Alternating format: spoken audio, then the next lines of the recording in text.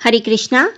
आज हम श्रीमद् भागवतम स्कंद 1 अध्याय 7 द्रोण पुत्र को दंड इसे शुरू करेंगे। शौनक उवाच निर्गते नारदे सूत भगवान बाधरायणः श्रुत वांसतद भ्रीपेतम ततः किम करो द्विभु। शौनक मुनि ने पूछा, हे सूत, जब महान तथा दिव्य रूप से शक्तिमान शिला व्यासदेव ने श्री नारद मुनि से सब कुछ सुन लिया तो फिर उनके चले जाने पर शिला व्यासदेव ने क्या किया। तात्पर्य, इस अध्याय में श्रीमद् भागवतम का वर्णन किए जाने हेतु संकेत मिलता है, क्योंकि महाराज परीक्षित अपनी माता के गर्भ में चमत्कारिक ढंग से बचा लिए गए थे। यह घटना आचार्य द्रोण के पुत्र द्रोणी अश्वत्थामा के कारण घटित हुई, जिसने द्रौपदी के 5 पुत्रों को सुप्त अवस्था में वध कर दिया था और जिसके लिए अर्जुन ने उसे दंडित किया। इस महापुराण श्रीमद् भागवतम का शुभ आरंभ करने के पूर्व शिला व्यासदेव ने भक्ति में समाधि द्वारा संपूर्ण सत्य की अनुभूति प्राप्त कर ली। श्लोक नंबर 2। सूत उवाच ब्रह्म नद्यां सरस्वत्यामा आश्रमः पश्चिमे तटे शाम्याप्रास इति प्रोक्त ऋषीणाम सत्र वर्धन। शिला सूत गोस्वामी ने कहा, वेदों से घनिष्ठ रूप से संबंधित सरस्वती नदी के पश्चिमी तट पर शाम्याप्रास नामक स्थान पर ध्यान लगाने हेतु एक आश्रम है, जो ऋषियों के दिव्य कार्यकलापों को संवर्धित करने वाला है। तात्पर्य, ज्ञान के आध्यात्मिक विकास के लिए उपयुक्त स्थान तथा वातावरण की नितांत आवश्यकता होती है। सरस्वती नदी के पश्चिमी तट का स्थान इस कार्य के लिए विशेष उपयुक्त है और वहीं पर शाम्याप्रास में शिला व्यासदेव का आश्रम है। शिला व्यासदेव गृहस्थ थे तो भी उनका निवास स्थान आश्रम कहलाता है। आश्रम वह स्थान है जहाँ सर्वोपरि आध्यात्मिक कार्यकलाप संपन्न होते हैं, फिर चाहे वह स्थान किसी गृहस्थ का हो या तपस्वी का। संपूर्ण वर्णाश्रम पद्धति इस प्रकार नियोजित है कि जीवन की प्रत्येक अवस्था आश्रम कहलाती है। इसका अर्थ यह हुआ कि इन सब में आध्यात्मिक संस्कृति एक सामान्य लक्षण है। ब्रह्मचारी, गृहस्थ, वानप्रस्थ तथा सन्यासी सभी के जीवन का ही एक ही लक्ष्य है, भगवत साक्षात्कार। अतएव जहाँ तक आध्यात्मिक संस्कृति की बात है, इनमें से कोई भी कम महत्वपूर्ण नहीं है। अंतर तो केवल वैराग्य के आधार पर औपचारिकता का होता है। सन्यासी अपने व्यवहारिक वैराग्य के बल पर सम्मान की दृष्टि से देखे जाते हैं। श्लोक नंबर 3। तस्मिन् स्व आश्रमे व्यासो बद्री षण्ड मंडिते आसीनो अप उपसपृश्य प्राणी दध्यो मनः स्वयं। उस स्थान पर बेर के वृक्षों से गिरे हुए अपने आश्रम में शिला व्यासदेव शुद्धि के लिए जल का स्पर्श करने के पश्चात ध्यान लगाने हेतु बैठ गए। तात्पर्य, अपने गुरु श्री नारद मुनि के आदेश अनुसार शिला व्यासदेव ने ध्यान के उस दिव्य स्थान में अपने मन को एकाग्र किया। श्लोक नंबर 4।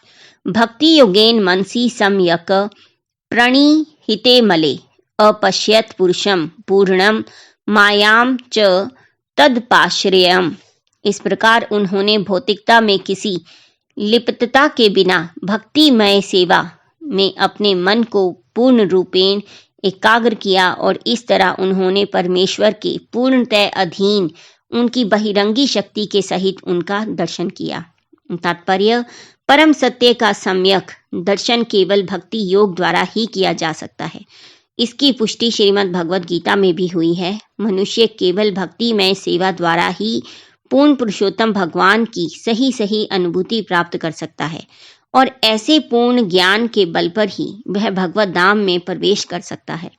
निराकार ब्रह्म या अंतर्यामी परमात्मा के अपूर्ण ज्ञान से पूर्ण ब्रह्मा की अधूरी प्रतीति करके कोई भगवत धाम में प्रवेश नहीं पा सकता। श्री नारद मुनि ने शिला व्यासदेव को उपदेश दिया कि वे श्री भगवान तथा उनकी दिव्य लीलाओं के ध्यान में निमग्न हो जाएं। शिला व्यासदेव ने ब्रह्म तेज पर ध्यान नहीं दिया क्योंकि यह पूर्ण दृष्टि नहीं है। पूर्ण दृष्टि तो श्री भगवान का व्यक्तित्व है, जिसकी पुष्टि श्रीमद् भगवद गीता 7.19 में हुई है। वसुदेव सर्वमिति उपनिषदों में भी इस बात की पुष्टि की गई है कि भगवान श्री वासुदेव निर्विशेष ब्रह्मा के सुनहरे चमकदार हिरण्य हिरण्मयेन पात्रेण आवरण द्वारा आच्छादित हैं, और जब भगवत कृपा से यह आवरण हटता है तभी श्री भगवान के वास्तविक मुख का दर्शन होता है। पर ब्रह्म को यहाँ पर पुरुष या व्यक्ति कहा गया है। परम भगवान का उल्लेख अनेक वैदिक ग्रंथों में हुआ है और श्रीमद् भगवद गीता में तो पुरुष की पुष्टि सनातन तथा आदि पुरुष के रूप में हुई है।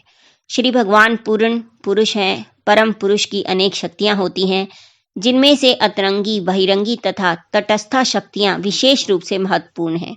यहाँ पर बहिरंगी शक्ति का वर्णन हुआ है, जैसा कि उसके कार्यकलापों के वर्णनों से स्पष्ट हो जाएगा। अंतरंगी शक्ति परम पुरुष के साथ उसी प्रकार बनी रहती है जिस प्रकार चांद के साथ चांदनी रहती है। बहिरंगी शक्ति की तुलना अंधकार से की गई है, क्योंकि यह जीवों को अज्ञान के अंधकार में रखती है। अप्राश्यम शब्द इस बात का सूचक है कि यह शक्ति पूर्ण रूप से श्री भगवान के वश में होती है। अंतरंगी शक्ति या पराशक्ति माया भी कहलाती है, किंतु यह आध्यात्मिक माया होती है, अर्थात यह परम जगत में ही प्रकट होती है। जब कोई इस अंतरंगी शक्ति के आश्रय में आता है तो भौतिक अज्ञान का अंधकार तुरंत दूर हो जाता है।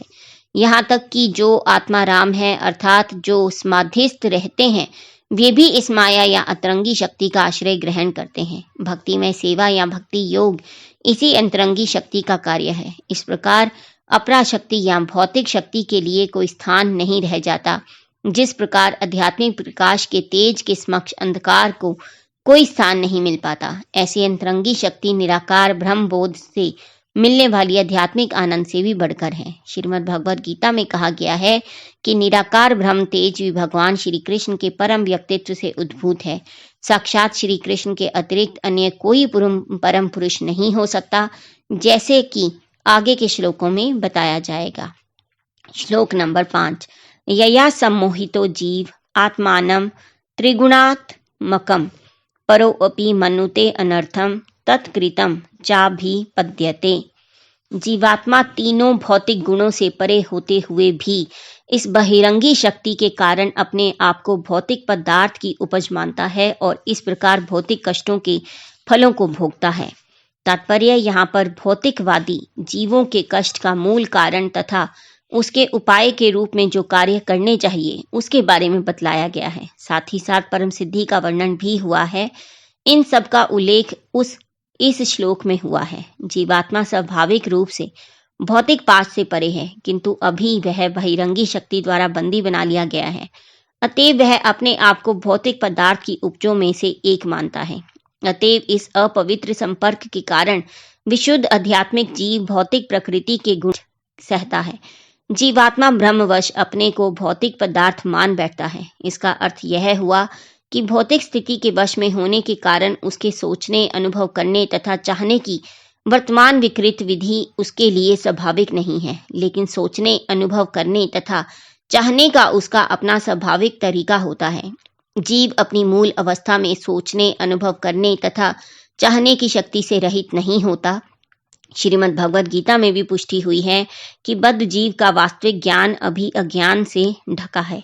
इस प्रकार यहाँ इस सिद्धांत का खंडन हो जाता है कि जीवात्मा निरपेक्ष निराकार ब्रह्म है। ऐसा हो नहीं सकता, क्योंकि जीवात्मा की अपनी मूल अबद्ध अवस्था में भी अपनी चिंतन शैली होती है। वर्तमान बद्ध अवस्था बहिरंगी शक्ति के प्रभाव के कारण है, जिसका अर्थ यह है कि जिस समय श्री भगवान अलग होते हैं तब माया शक्ति अपना प्रभाव दिखाती है। श्री भगवान कभी नहीं चाहते कि जीवात्मा बहिरंगी शक्ति द्वारा भ्रमित हो जाए। बहिरंगी शक्ति भी इस तथ्य से भली भांति परिचित है, किंतु वह अपनी मोहिनी शक्ति से विस्मृत जीव को भरमाए रखने का अकृतज्ञ कार्य करती है। श्री भगवान भ्रामिका शक्ति के कार्य में कोई बाधा नहीं डालते, क्योंकि उसके ऐसे कार्य बद्ध जीव को सुधारने हेतु आवश्यक होते हैं।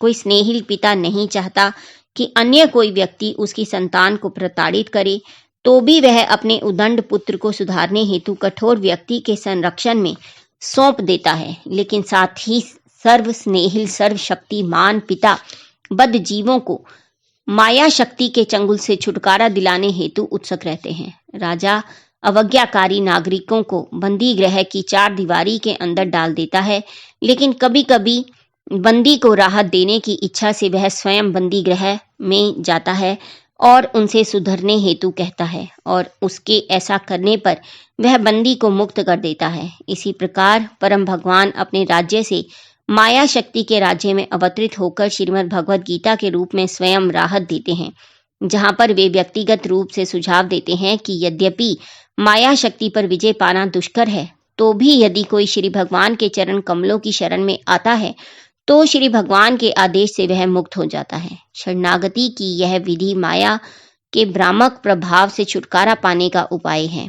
शरणागति की यह प्रक्रिया संग के प्रभाव से पूरी होती है। अतः श्री भगवान का सुझाव है कि संत पुरुषों की वाणी के प्रभाव से जिन्होंने वास्तव में परम की अनुभूति कर ली है, वे लोग श्री भगवान की दिव्य प्रेमा भक्ति में संलग्न हों। बद्ध जीव को श्री भगवान के विषय में सुनने में आस्वाद मिलने लगता है और इस प्रकार श्रवण करने से ही वह श्री भगवान के प्रति आदर, भक्ति तथा आसक्ति के पद तक ऊपर उठ जाता है। शरणागति की विधि से सब कुछ पूरा हो जाता है। यहाँ पर श्रीला व्यासदेव के अवतार रूप में श्री भगवान ने यही सुझाव रखा है।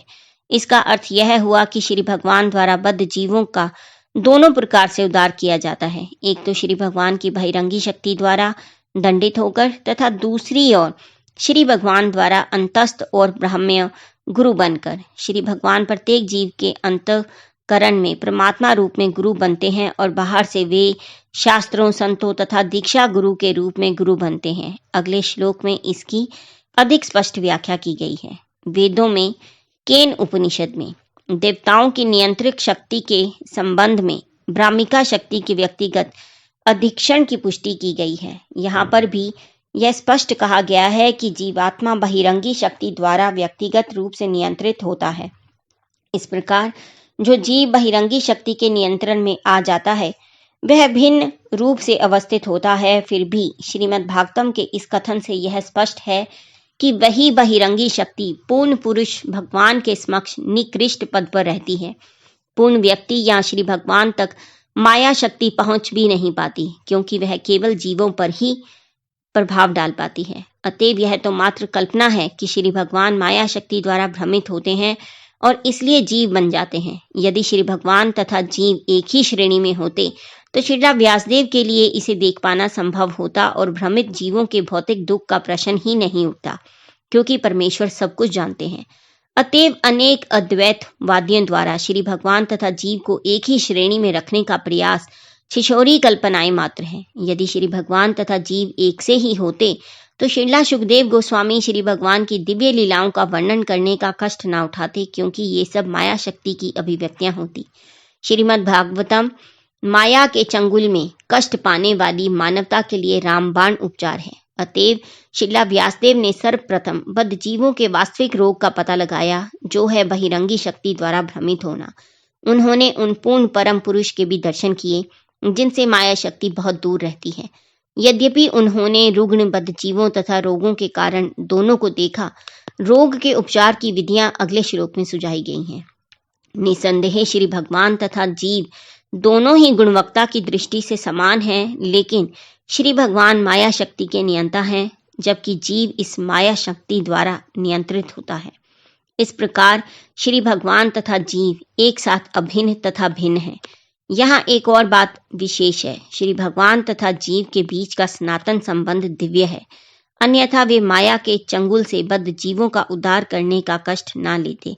इसी प्रकार से जीव को भी श्री भगवान के प्रति अपने स्वाभाविक प्रेम तथा स्नेह को जगाने की आवश्यकता रहती है और जीव की यही सर्वोच्च सिद्धि है। जीवन के इसी लक्ष्य को ध्यान में रखकर श्रीमद् भागवतम में बद्ध जीवों का वर्णन हुआ है। श्लोक नंबर 6। अनर्थोपशमं साक्षाभद्दक्ति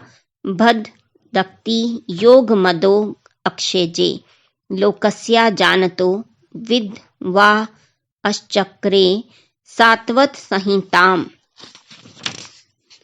जीव के भौतिक कष्ट जो उसके प्रति अनावश्यक हैं, भक्ति योग द्वारा प्रत्यक्ष रूप से शांत किए जा सकते हैं, किंतु अधिकांश मनुष्य इसे नहीं जानते। इसलिए विद्वान श्रीला व्यासदेव ने इस वैदिक साहित्य का संकलन किया है, जिसका संबंध परम सत्य से है।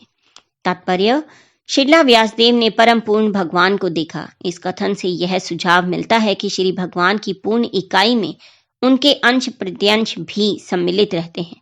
अतएव उन्होंने उनकी विभिन्न शक्तियों को अर्थात अंतरंगी, तटस्था तथा बहिरंगी शक्तियों को देखा। उन्होंने उनके पूर्ण अंश तथा इनके भी अंशों अर्थात इनके विभिन्न अवतारों को भी देखा और उन्होंने विशेष रूप से बहिरंगी शक्ति से मोहग्रस्त बद्धजीवों के अवांछित कष्टों को देखा। अंत में उन्होंने बद्धजीवों के उपचार को भी देखा जो भक्ति योग है। यह एक महान दिव्य विज्ञान है और परम भगवान के नाम, यश, कीर्ति आदि के श्रवण तथा कीर्तन से प्रारंभ होता है। सुप्त ईश प्रेम की पुनर्जागृति श्रवण तथा कीर्तन की यांत्रिक पद्धति पर आश्रित नहीं होती, अपितु पूर्ण रूप से केवल श्री भगवान की अहेतुकी कृपा पर निर्भर करती है। जब श्री भगवान भक्त के निष्ठापूर्ण प्रयासों से पूर्ण रूप से प्रसन्न होते हैं तब वे इसे दिव्य प्रेममय सेवा प्रदान कर सकते हैं। लेकिन श्रवण तथा कीर्तन की संस्तुत विधियों से भी भौतिक जगत के व्यर्थ तथा अवांछित दुखों को तुरंत कम किया जा सकता है। भौतिक आसक्ति का इस प्रकार दूर होना दिव्य ज्ञान के विकसित होने की प्रतीक्षा नहीं करता, अपितु ज्ञान परम सत्य की परम अनुभूति के लिए भक्तिमय सेवा पर निर्भर होता है। श्लोक नंबर 7। यस्यां वे श्रूयमाण्यां कृष्णे परम पुरुषे भक्तिरुत्पद्यते पुंसः शोक मोह भयापः। इस वैदिक साहित्य के श्रवण मात्र से पूर्ण पुरुषोत्तम भगवान श्री कृष्ण की प्रेमा भक्ति की भावना तुरंत अंकुरित होती है, जो शोक मोह तथा भय की अग्नि को तुरंत बुझा देती है। तात्पर्य, इंद्रियां तो कई हैं, लेकिन इनमें से कान सर्वाधिक प्रभावशाली है। यह इंद्रिय प्रगाढ़ निद्रा के समय भी कार्य करती है। मनुष्य जागृत रहते हुए शत्रु से अपनी रक्षा कर सकता है, लेकिन निद्राधीन होने पर केवल कान ही रक्षा करते हैं। यहाँ पर जीवन की सर्वोच्च सिद्धि प्राप्त करने के संबंध में श्रवण का महत्व बताया गया है, जो है तीनों भौतिक पापों से मुक्ति। प्रत्येक व्यक्ति प्रत्येक क्षण शोक संतप्त रहता है। वह भ्रामक वस्तुओं की मृग मरीचिका के पीछे दौड़ता रहता है और अपने काल्पनिक शत्रु से सदैव भयभीत रहता है। भौतिक रोग के ये मूलभूत लक्षण हैं। यहाँ पर यह स्पष्ट सुझाव है कि केवल श्रीमद् भागवतम का संदेश सुनने से ही भगवान श्री कृष्ण के प्रति अनुरक्ति उत्पन्न हो जाती है और ऐसा होते ही भवरोग के लक्षण दूर हो जाते हैं। श्रीला व्यासदेव ने परम पूर्ण भगवान को देखा था और इस कथन में स्पष्ट पुष्टि की गई है कि परम पूर्ण भगवान श्री कृष्ण है।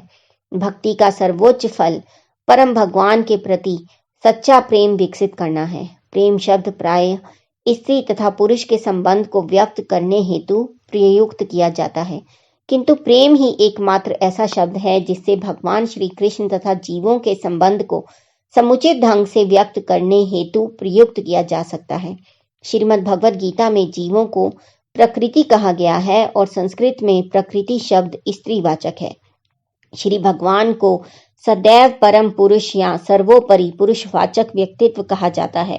अतएव श्री भगवान तथा जीवों के बीच का प्रेम लगभग पुरुष तथा स्त्री के बीच का प्रेम जैसा है। अतएव भगवत प्रेम शब्द अत्यंत उपयुक्त है। श्री भगवान की प्रेमा भक्ति श्री भगवान के विषय में श्रवण करने से प्रारंभ होती है। श्री भगवान तथा उनके विषय में सुनी गई विषय वस्तु में कोई अंतर नहीं होता। श्री भगवान सभी प्रकार से पूर्ण हैं और इसलिए उनमें तथा उनके विषय में सुनी गई विषय वस्तु में कोई अंतर नहीं है। अतएव उनके विषय में श्रवण करने का अर्थ है दिव्य शब्द के उच्चारण की प्रक्रिया द्वारा उनसे तुरंत संपर्क होना, और यह दिव्य शब्द ध्वनि इतनी प्रभावशाली होती है कि वह उपयुक्त समस्त भौतिक आसक्तियों को दूर करके तुरंत असर दिखाती है। जैसा कि पूर्व में कहा जा चुका है, जीवात्मा भौतिक संगति के द्वारा एक प्रकार की जटिलता उत्पन्न कर लेता है और भौतिक देह के भ्रामक बंधन को वास्तविक तथ्य के रूप में स्वीकार करने लगता है। ऐसी झूठी जटिलता के कारण ही जीव विभिन्न योनियों में अलग अलग प्रकार से मोहित होते रहते हैं। यहाँ तक कि मनुष्य जीवन की सर्वाधिक विकसित अवस्था में भी वही मोह अनेक प्रकार के वादों के रूप में चलता रहता है और श्री भगवान के साथ प्रेममय संबंध को विभाजित करता है तथा इस प्रकार मनुष्य के बीच के प्रेममय संबंध भी बढ़ जाते हैं। श्रीमद् भागवतम की कथा सुनने से भौतिकता की यह झूठी जटिलता दूर हो जाती है और समाज में वास्तविक शांति का शुभ आरंभ होता है। जिसकी कामना राजनेताओं द्वारा अनेक राजनीतिक परिस्थितियों में बड़ी उत्सुकता से की जाती है। सारे राजनेतागण मनुष्य और राष्ट्र के बीच शांतिपूर्ण स्थिति की कामना तो करते हैं, लेकिन साथ ही साथ भौतिक प्रभुता के प्रति अत्यधिक आसक्त होने के कारण उनमें मोह तथा भय बना रहता है। अतएव राजनेताओं के शांति सम्मेलनों से समाज में शांति स्थापित नहीं की जा सकती। इसकी स्थापना तो श्रीमद् भागवतम में वर्णित पूर्ण पुरुषोत्तम भगवान श्री कृष्ण की कथा के श्रवण मात्र से ही की जा सकती है। ये अल्पज्ञ राजनेता भले ही सदियों तक शांति तथा शिखर सम्मेलन क्यों न करते रहें, लेकिन वे इसे प्राप्त करने में विफल ही रहेंगे। जब तक हम भगवान श्री कृष्ण के साथ अपने विस्मृत संबंध की पुनः स्थापना नहीं कर लेते, तब तक शरीर को स्व मानने का मोह भ्रम बना रहेगा और इस प्रकार भय भी बना रहेगा। जहां तक पूर्ण पुरुषोत्तम भगवान के रूप में श्री कृष्ण की वैधता का प्रश्न है, शास्त्रों में ऐसे सैकड़ों और हजारों साक्ष्य उपलब्ध हैं और वृंदावन, नवद्वीप तथा पुरी जैसे विभिन्न स्थानों के भक्तों के निजी अनुभवों से सैकड़ों और हजारों प्रमाण मिलते हैं। कौमुदी कोश में भी श्री कृष्ण के पर्यायवाची शब्दों के रूप में यशोदानंदन तथा पर ब्रह्म पूर्ण पुरुषोत्तम भगवान जैसे शब्दों का उल्लेख किया गया है। निष्कर्ष यह है कि वैदिक साहित्य श्रीमद् भागवतम के श्रवण मात्र से ही पूर्ण पुरुषोत्तम भगवान श्री कृष्ण से प्रत्यक्ष संबंध स्थापित हो जाता है, जिससे मनुष्य सांसारिक दुख, मोह तथा भय को पार करके जीवन की परम सिद्धि प्राप्त कर सकता है। जिसने वास्तविक रूप में विनीत भाव से श्रीमद् भागवतम का पाठ सुना है, उसके लिए ये व्यवहारिक परीक्षाएं हैं। श्लोक नंबर 8। ससंहितां भागवतीं कृत्वा अनुक्रम्य चात्मजं शुकम अध्यापयाम आस निवृत्ति निरतम मुनि। श्रीमद् भागवतम का संकलन कर लेने तथा उसे संशोधित करने के पश्चात श्रीला व्यासदेव ने इसे अपने पुत्र श्रीला शुकदेव गोस्वामी को सिखाया, जो पूर्व से ही आत्म साक्षात्कार में निरत थे।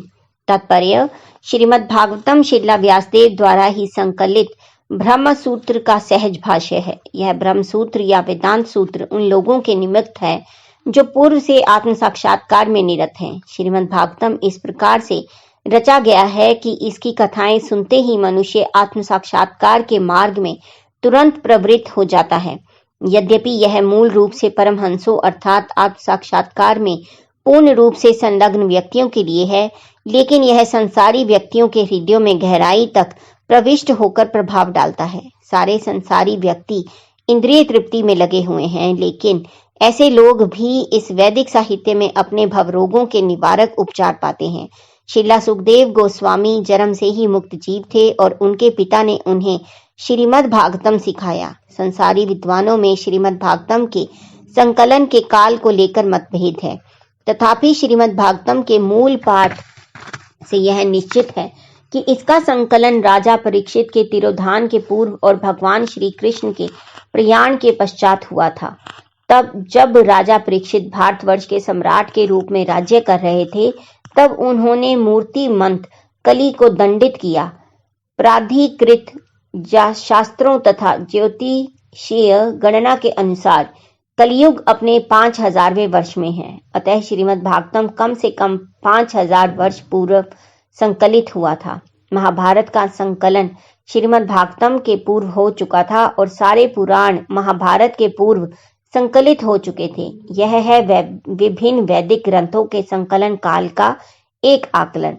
श्रीमद् भागवतम की रूपरेखा श्री नारद मुनि के निर्देश अनुसार विस्तृत व्याख्या से पूर्व ही तैयार हो चुकी थी। श्रीमद् भागवतम निर्वित मार्ग पर अग्रसर होने का विज्ञान है। श्री नारद मुनि ने प्रवृत्ति मार्ग का तिरस्कार किया था। यह मार्ग समस्त बद्ध जीवों की स्वाभाविक प्रवृत्ति है। श्रीमद् भागवतम की विषय वस्तु मानव जाति के भवरोग का या संसार के तापों को पूर्ण रूप से रोकने का उपचार है। श्लोक नंबर 9। शौनक उवाच स वे निवृत्ति निरतः सर्वत्रोपेक्षको मुनिः कस्य वा बृहति मेता मात्माराम संभय सत। शौनक मुनि ने श्रीला सूत गोस्वामी से पूछा, श्रीला शुकदेव गोस्वामी तो पूर्व से ही निवृत्ति मार्ग पर चल रहे थे और इस तरह वे अपने आप में प्रसन्न थे, तो फिर उन्होंने ऐसे बृहत् साहित्य का अध्ययन करने का कष्ट क्यों उठाया? तात्पर्य: सामान्य लोगों के लिए जीवन की परम सिद्धि भौतिक कार्यकलापों को बंद करके आत्म साक्षात्कार के पथ निवृत्ति मार्ग पर स्थिर होने में है। जो मनुष्य इंद्रिय भोग में सुख पाते हैं या जो भौतिक शारीरिक कल्याण के कार्य में स्थिर है, वे कर्मी कहलाते हैं। ऐसे हजारों तथा लाखों कर्मियों में से कोई एक कर्मी आत्म साक्षात्कार द्वारा आत्मा राम बन पाता है। आत्म का अर्थ है स्व तथा आराम का अर्थ है सुख पाना। प्रत्येक व्यक्ति उच्चतम सुख की खोज में लगा हुआ है, लेकिन एक व्यक्ति के लिए इस सुख का मानदंड दूसरे व्यक्ति से अलग हो सकता है। अतएव कर्मियों द्वारा भोगा गया आदर्श सुख आत्मा रामों के आदर्श सुख से भिन्न होता है। आत्मा राम हर प्रकार से भौतिक भोग के प्रति उदासीन रहते हैं। श्रीला सुखदेव गोस्वामी ने यह अवस्था पूर्व से ही प्राप्त कर ली थी, तो भी उन्होंने इस बृहत् श्रीमद् भागवतम ग्रंथ का अध्ययन करने का कष्ट उठाया। इसका अर्थ यह है कि श्रीमद् भागवतम उन आत्मा रामों के लिए भी स्नातकोत्तर अध्ययन का विषय है जिन्होंने समस्त वैदिक ज्ञान का अध्ययन कर लिया हो। श्लोक नंबर 10। सूत उवाच आत्मा रामश्च मुन्यो निर्गंथा अप्युरुक्रमे कुर्वन्त्य हेतुकीम भक्तिमित भूत गुणों हरि। जो आत्मा में आनंद लेते हैं, ऐसे विभिन्न प्रकार के आत्मा राम और विशेष रूप से जो आत्म साक्षात्कार के पथ पर स्थापित हो चुके हैं, ऐसे आत्मा राम यद्यपि समस्त प्रकार के भौतिक बंधनों से मुक्त हो चुके हैं, फिर भी श्री भगवान की अनन्य भक्ति में सेवा में संलग्न होने के इच्छुक रहते हैं। इसका अर्थ यह हुआ कि श्री भगवान में दिव्य गुण है, अतएव वे मुक्तात्माओं सहित प्रत्येक व्यक्ति को आकृष्ट कर सकते हैं। तात्पर्य: भगवान श्री चैतन्य महाप्रभु ने अपने प्रमुख भक्त श्रीला सनातन गोस्वामी के समक्ष इस आत्मा राम श्लोक की व्याख्या अत्यंत विशद रूप में की। उन्होंने इस श्लोक में 11 तत्वों का संकेत किया है। ये है: नंबर 1 आत्मा राम, नंबर 2 मुन्य, तीसरा निर्गंथ, चौथा अपि, पांचवा च, छठा उरुक्रम, सातवां कुर्वन्ति, आठवां अहेतुक्रीम, नौवां भक्तिम, 10वां इथम भूत गुण तथा 11वां हरि। विश्व प्रकाश संस्कृत कोश के अनुसार आत्मा राम शब्द के 7 पर्याय हैं, जो इस प्रकार है: नंबर 1 ब्रह्मा यानी कि परम सत्य, दूसरा शरीर, तीसरा मन, चौथा प्रयत्न, पांचवा सहिष्णुता, छठा बुद्धि तथा सातवां व्यक्तिगत आदतें। मुन्य शब्द का प्रयोग इन अर्थों में होता है: नंबर 1 जो विचारवान है, नंबर 2 जो गंभीर तथा शांत है, तीसरा तपस्वी, चौथा निष्ठावान, पांचवा परिव्राजक, छठा ऋषि तथा सातवां साधु संत।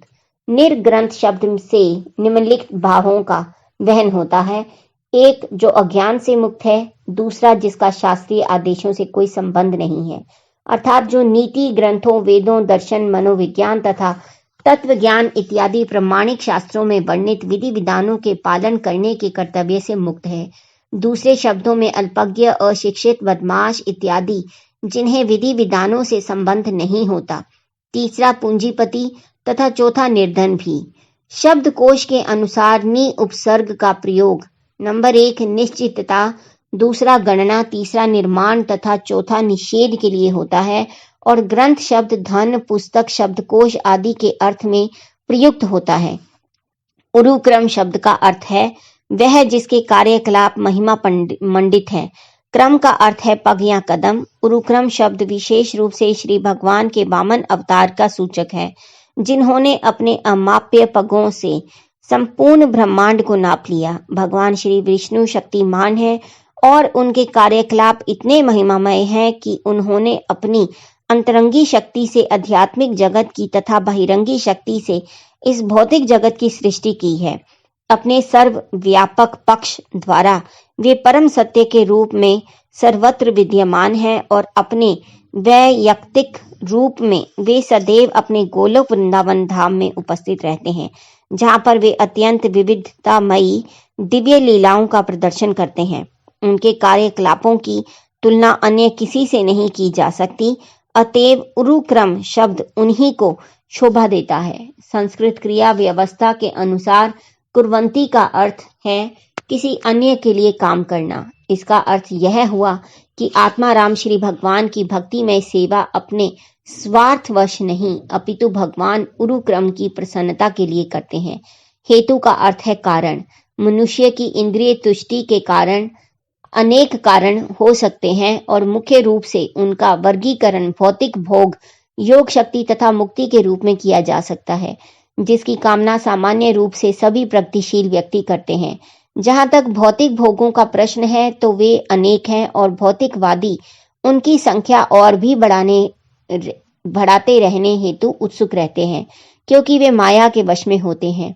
भौतिक भोगों का ना तो कोई अंत है, ना ही कोई व्यक्ति भौतिक जगत में इन समस्त भोगों को पा सकता है।